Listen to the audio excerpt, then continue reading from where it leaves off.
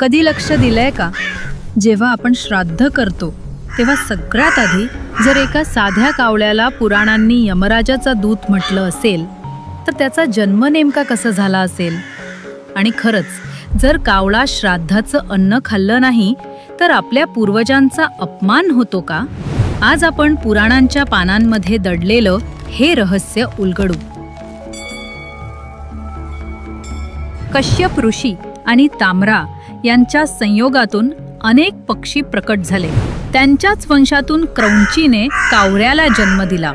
दुसरी कथा सांगते, ब्रह्मदेवाचा राग, त्यातून प्रकट झालेलं काळं तेज आणि त्या तेजातून जन्मलेला गूढ कावळा, काळसर, खडबडीत आवाज असलेला आणि रहस्यमय स्वभावाचा. हा योगायोग नाही का की याच पक्षाला यमराजाचा दूत ठरवलं गेलं?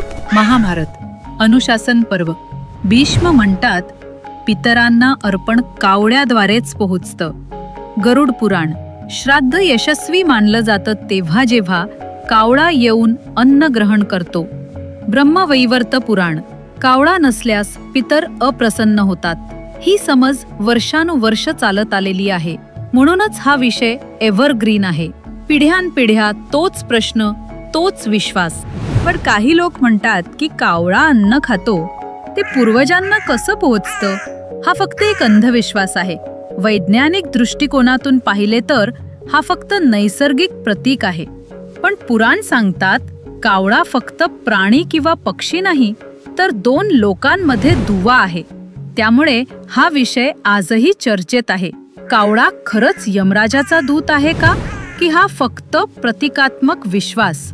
आजच्या युगातही आपण कावळ्याला पितरांचा संदेशवाहक मानतो. श्राद्ध कर्म, पितृदोष निवारण किंवा पूर्वजांच्या आठवणी जपणं, या सगळ्या गोष्टींमागे आपल्या संस्कृतीची नाळ टिकू नये. हा विषय समजून घेणाऱ्याने फक्त आपली परंपरा नाही तर आपली आध्यात्मिक जाणीवही वाढते. तर मित्रांनो, कावळ्याचा जन्म फक्त निसर्गातील एक घटना नाही, तो आपल्या पूर्वजांशी आपल्याला जोडणारा दैवी दूत आहे. आणि म्हणूनच श्राद्धात कावळा जे अन्न ग्रहण करतो तेव्हा असे मानले जाते की आपले पितृ प्रसन्न झाले आहेत. हा होता कावळ्यांचा पौराणिक प्रवास, जन्मापासून ते यमराजाचा दूत होईपर्यंत. पण खरा प्रश्न अजूनही उभाच आहे, कावळा खरंच संदेशवाहक आहे की फक्त आपल्या शुद्धतेचं प्रतीक? आपल्या प्रतिक्रिया आम्हाला कळवा आणि हा व्हिडिओ आपल्या मित्रांसोबत शेअर करा. धन्यवाद.